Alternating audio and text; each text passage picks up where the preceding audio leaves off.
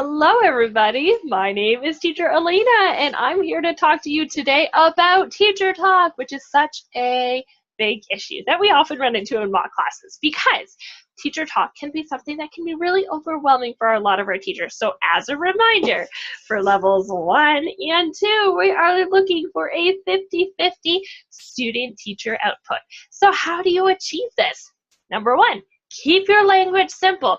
You really don't want to use any incidental language. Anything that was not on that sheet of paper of prior objectives and prior knowledge that was sent to you by head office is considered to be incidental language, and the student will not know it.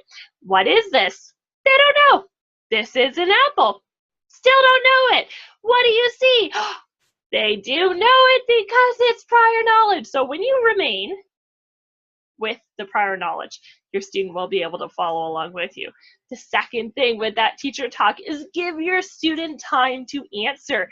Make sure that you're asking a question, cupping your ear, and allowing the student the opportunity to really answer you before you go into anything else. You want to give that student the opportunity to register your answer in their head, formulate an answer, and start to speak it as well. I usually recommend waiting 6 seconds before asking a question again.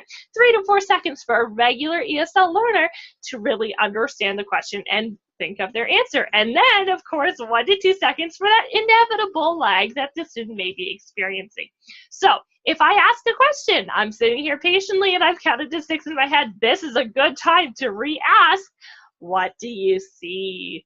Or whatever the question is that I'm trying to ask to elicit an answer. Now, the third thing on that list is ask questions. It's okay to ask questions. That's why it's 50-50. In a real life scenario, you're going to ask questions to try to understand to try to allow the other person to understand what it is that you're trying to ask them. As an example, if I just hold up a star in regular life and point at it, you might be pretty confused. However, if I ask, Elsa, what do you see? You're going to say, oh, Elayna, I see a star. Now, all of a sudden, everything makes sense because I've asked a question to elicit an answer from you.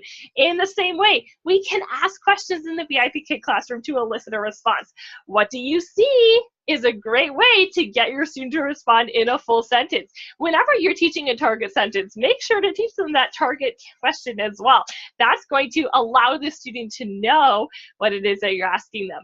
Now I have this sweet young student, Jeremy. He's about 5 years old, and when he started with VIPKID, somebody had taught him that if he hears the word happy, he should go, Happy New Year, good luck, which is really cute and adorable, but completely off topic when you're trying to teach a student how to say, how are you? I'm happy. So in order to avoid another Jeremy situation, ask questions to elicit answers. You will fully remain within your 50-50 when you're asking questions and end answers, as long as you're keeping your language simple. So to recap, how do I achieve the 50-50? Number 1, stick to prior objectives and prior knowledge that the student can repeat after you. Number 2, keep your language simple and wait for student responses before asking again. Number 3, ask questions verbally to elicit a response from your student to mimic a natural, normal conversation. And of course, as you go through, you can elicit information from your student using the modeling technique of I do, we do, and you do. But I'm sure we'll talk about that later on. Goodbye for now.